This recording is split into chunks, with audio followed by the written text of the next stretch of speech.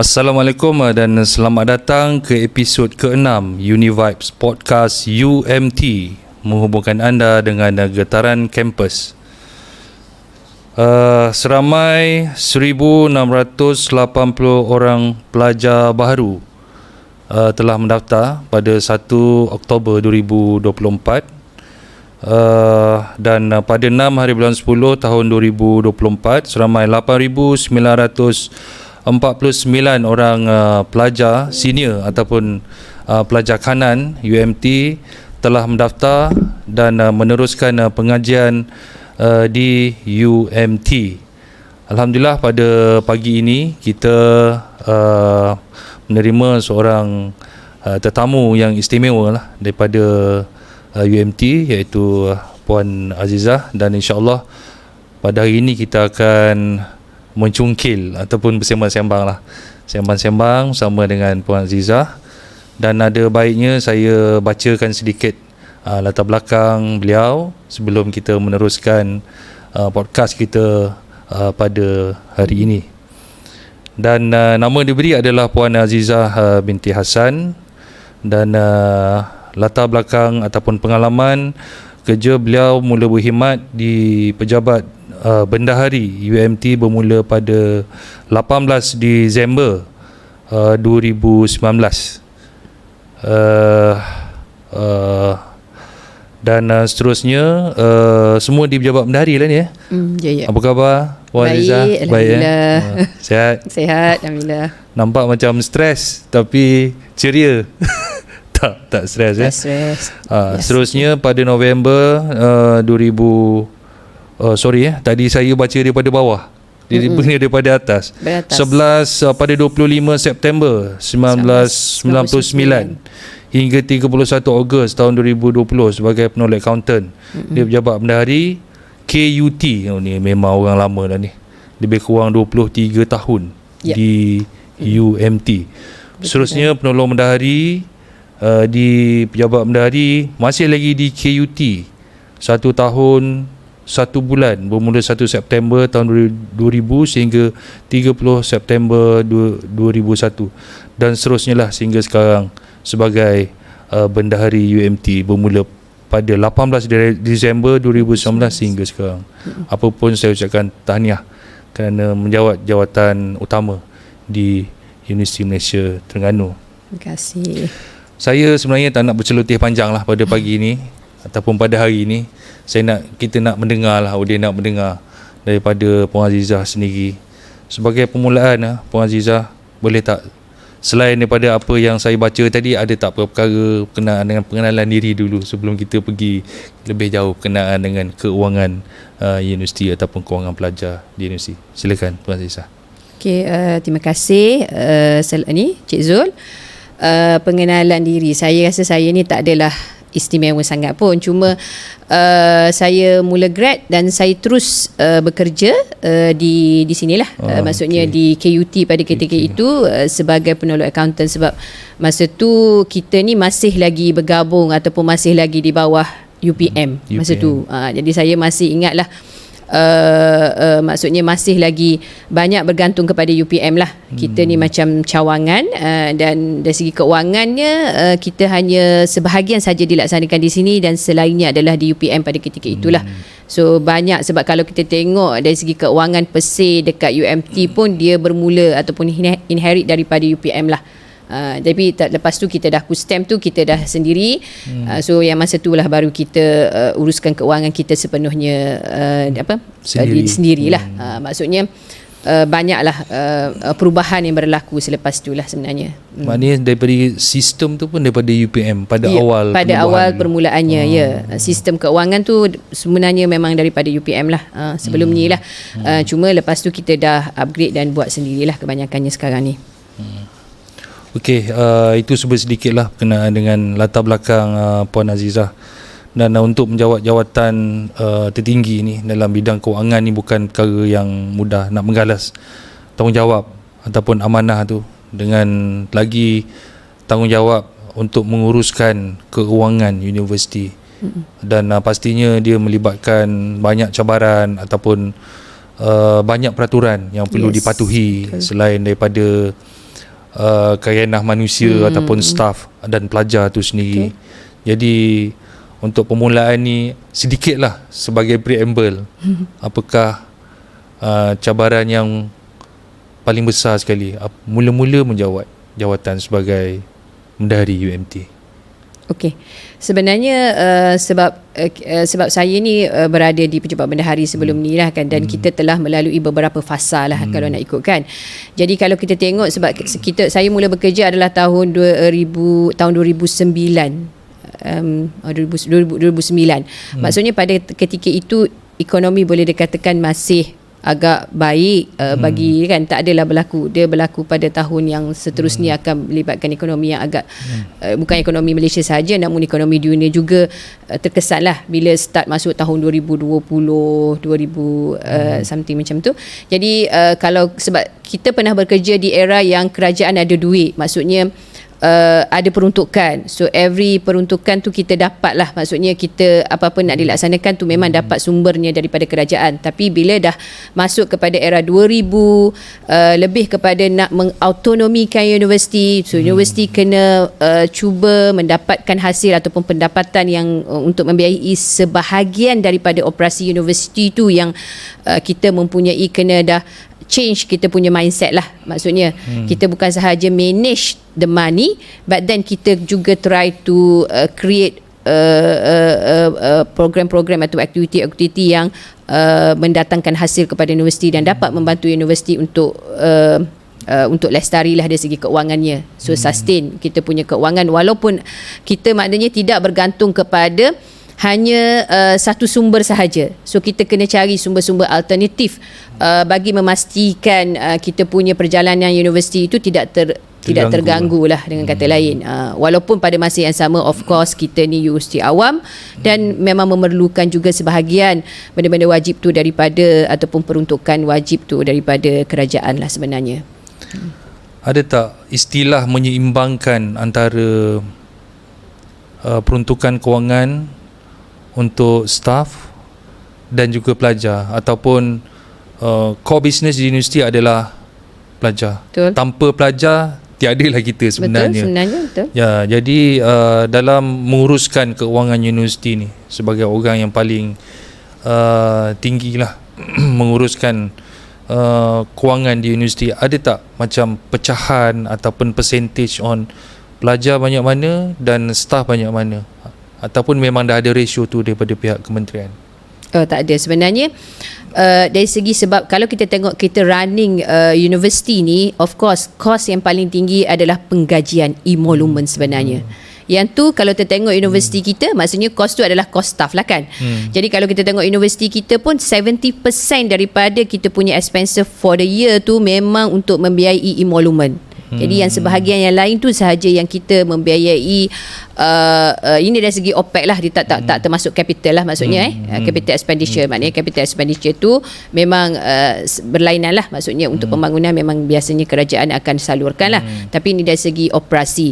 Tapi kita tidak adalah formula berdasarkan kepada berapa ratio pelajar ataupun tak. Tapi sekarang ni kementerian tengah melihat perkara ni jugalah untuk nak menyalurkan peruntukan menggunakan new funding formula yang berdasarkan kepada bilangan pelajar. Tetapi adalah formula-formula, adalah pemboleh ubah yang diambil kira bagi menentukan peruntukan yang universiti dapat lah. Tapi untuk masa sekarang memang portion paling tinggi kalau tengok adalah perbelanjaan untuk penggajian lah, iaitu emolument lah kalau kita running universiti, berbanding dengan perbelanjaan lain lah sebenarnya. Tapi namun begitu, dalam peruntukan OPEX tu memang kita akan bagi jugalah sebahagian peruntukan untuk membiayai aktiviti-aktiviti pelajar lah, di samping peruntukan-peruntukan lain yang sedia ada daripada portion yuran tu sendiri sebenarnya. Okey, Puan Aziza, tadi disebut berkenaan dengan kelestarian kewangan ataupun financial sustainability. Betul. Jadi mungkin boleh kongsi dengan audience, apakah sebenarnya kelestarian kewangan ataupun financial sustainability dari perspektif universiti, khususnya dalam nak memahamkan kepada pelajar ni, supaya pelajar lebih tahu, lebih maklum berkenaan dengan perkara ni, apa peranan apakah peranan universiti dan apakah peranan pelajar, apakah tanggungan universiti, dan pelajar kena faham. Bukan bermaksud ini tanggungjawab universiti, kenapa pelajar pula kena fikir. Jadi mungkin kita nak bagi tahu pada anak-anak kita lah, di UMT ni khususnya, ataupun audiens secara keseluruhannya berkenaan dengan kelestarian kewangan. Okey, kalau kita tengoklah kelestarian keuangan ni, sebenarnya dia lebih, kalau kita dalam menguruskan universiti ni, kita nak tengok bahawa apabila sesuatu, bahawa kita ni kita hendaklah menggunakan sesuatu sumber tu sama ada keuangan tu sendiri, sumber manusia, staff, dan juga fasiliti tu secara optimum. Secara optimum. Itu yang kelestarian keuangan bukan sahaja in term of keuangan tu per se, tapi dia sebenarnya dari segi keuangan dari segi perbelanjaan, rutin perbelanjaan, dan juga dari segi HR, dari segi fasiliti itu sendirilah. Dan pada masa yang sama, of course, kita nak sustain, mestilah kita ni mempelbagaikan sumber, sebab kita tahu bahawa kos semakin meningkat dari tahun ke tahun. Dia akan meningkat, dia akan ada peningkatan lah dari segi kos. Jadi kita untuk nak membiayai supaya dia balance antara kita punya perbelanjaan dan juga pendapatan, kita kena cari alternatif pendapatan lain lah. Pendapatan lain bagi memastikan universiti tu sustain lah kan.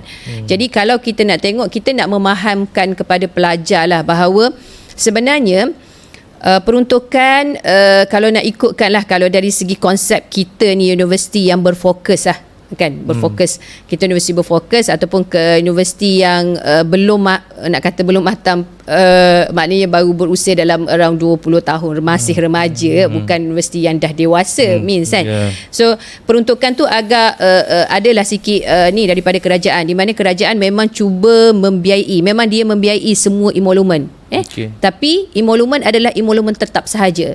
Kontrak memang kerajaan mohon agensi membiayainya. So kita kena dapatkan sumber untuk membiayai staff kontrak ni kan. Pendapatan lain lah. Ya, daripada pendapatan lain. Jadi pendapatan lain yang kita dapat, of course lah, universiti ni merupakan pusat pengajian. Jadi yang utama dia punya pendapatan adalah pendapatan yuran. Jadi yang portion daripada yuran tu lah juga yang kita gunakan untuk membiayai keperluan wajib. Keperluan wajib dengan kata lain, bayaran utiliti, sewaan fasiliti, apa semua ni kan. Sebab kalau dekat UMT ni, daripada peruntukan yang kerajaan bagi, kita hanya ada balance dalam 5 to 8% sahaja untuk biaya utiliti. Sebahagian saja. Utiliti pun kita tak dapat nak tampung sepenuhnya. Kalau katakan utility UMT ni setahun average dalam sebulan tu kita dalam 900,000 macam tu. So dalam tu, dan ada bulan-bulan yang melebihi 1 juta kalau banyak program. So akan tinggilah kan. Sebahagian besar tu daripada hasil yuran. Sebahagian besar yang wajib memang kita biayai daripada yuran pelajar lah untuk perbelanjaan wajib. That's why lah kita nak suruh nak minta Lestari, kita telah menjalankan pelbagai inisiatif penjimatan lah. Sebab kita faham bahawa kita punya pendapatan tu agak terhad dengan yuran pelajar ni. Average UMT ni, yuran pelajar yang kita dapat untuk boleh kita support support untuk pengurusan tu dalam around 21 hingga 23 juta lah setahun. Jadi yang tu sebenarnya buat masa sekarang 2-3 tahun kebelakangan ini, bermula je ni kita memang tak boleh nak saving. Maksudnya kita guna sepenuhnya lah. Yuran tu memang tak ada lah. Kita tak reservekan. Kita cuba manage cara lain lah maksudnya. Tapi kita cuba mobilize lah benda ni. Sebab duit ni dari segi keuangan kan, katakan dah kita dapat, bukannya kita belanja terus, jadi kita buatlah some investment pun kita buat macam FD sahajalah, simpanan tetap sahaja untuk kita tak ada buat alternatif punya pelaburan lah maksudnya. Sebab kita nak quite secure lah dalam keadaan ekonomi yang kurang menentu sekarang ni. Kita orang pun kalau tengok adalah beberapa produk, tapi kita nampak dia punya fluctuate itu agak berisiko. Jadi kita memang tak ambil. Risiko sangat tinggi. So kita akan tengok yang tu, dan kita nak memahamkan pelajar bahawa running university now bukan macam sebelum ni. Bukan macam memang dulu-dulu dah. Memang 100% daripada government kan. Sekarang ni kita kena cari sendiri. Yes, so kita kena usaha. That's why lah kita kalau boleh PTJ ataupun ni dia buat program at least kena berimpact. So akan kita melihat kepada kita dah bila benda ni berlaku, kita akan melihat kepada impact sesuatu program, sebab kita tak nak investment ataupun apa kos yang kita keluarkan tu kita tak dapat balik. Sebab tu kita bukan sahaja nak sesuatu program yang dijalankan, bukan sahaja keberhasilannya dari segi kualitatif, but juga dari segi monetary. Seboleh-bolehnya. Itulah yang kita nak sebenarnya. Sebab kadang-kadang orang melihat bahawa program ni bagus, impact. Betul, impact. Kita setuju impact. Tetapi at least something universiti dapat pulangan balik in monetary. Sebab kadang-kadang orang because of academician kita akan fikir impact, but then more kepada kualitatif. Sebab dollar and cents ni hanya orang yang mentalnya jaga keuangan ataupun dengan kata lain akan fikir dollar and cents. Sebab mungkin ada setengah orang dia melihat kepada kualitatif tu more impact. Betul. Kami orang keuangan still bersetuju untuk impact kualitatif, but then give back to the university some monetary. Because university invest. Betul. itu yang kita nak. Ya, konsepnya gitulah yang kita nak. Pelajar-pelajar pun di daripada awal ni, bila you buat walaupun the small project tapi bila you buat tu mesti kena ada some monetary impact yang you dapat. Kan? Kalau just betul ada setengah tu memang kalau kita tengok program-program kebajikan ataupun apa, tapi at least something lah bila you manage yang berbentuk untuk club atau apa pun. Jadi sebab supaya benda tu dah ada unsur-unsur keusahawanan yang boleh kita letak kepada pelajar lah. Sebenarnya bukan kata kita nak kepada staff ataupun ni saja, tetapi juga kepada pelajar lah, saya ingat dia punya ni. Puan Zizah, dengan kewujudan ataupun penubuhan unit penjanaan pendapatan ataupun kita dah rebrand sebagai iCreate, betul. Adakah dia sedikit sebanyak dapat menjadi model kepada PTJ lain ataupun di universiti lain yang seumpama dengan model kita ni, yang sedikit sebanyak dapat membantu? Sekurang-kurangnya adalah sedikit. Betul. Yang kita jana daripada tu.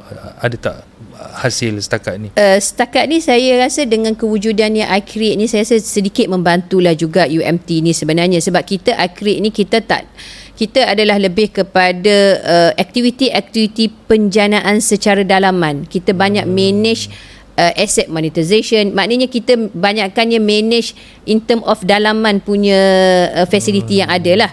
Dan kita nak mewujudkan sebelum ni yang kita tak ada, kita nak wujudkan sesuatu contoh lah saya nak cakap, bukan ni tapi dekat universiti kita dulu kita tak central kita punya cenderamata. So sekarang ni kita dah centralkan dekat Marmoris Outlet. Anything yang berkenaan dengan cenderamata universiti ke ataupun produk-produk universiti boleh diletak di situ. Orang semua boleh datang dan beli. One stop center.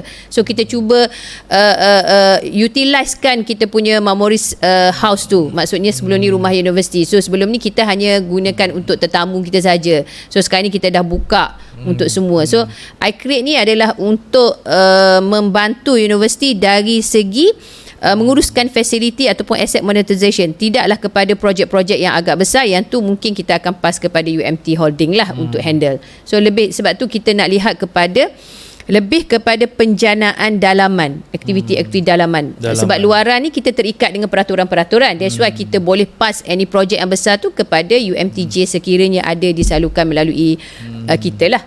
So yang tu dia, sebab salah satu penubuhan anak syarikat ataupun syarikat ni adalah juga menyumbang balik pendapatan mereka ataupun dividen mereka kepada universiti. Sebab dia boleh buat sesuatu projek tu dalam big scale berbanding dengan kita dalam universiti yang tertakluk kepada pelbagai peraturan-peraturan keuangan yang perlu kita patuhi lah. Yang kita nampak.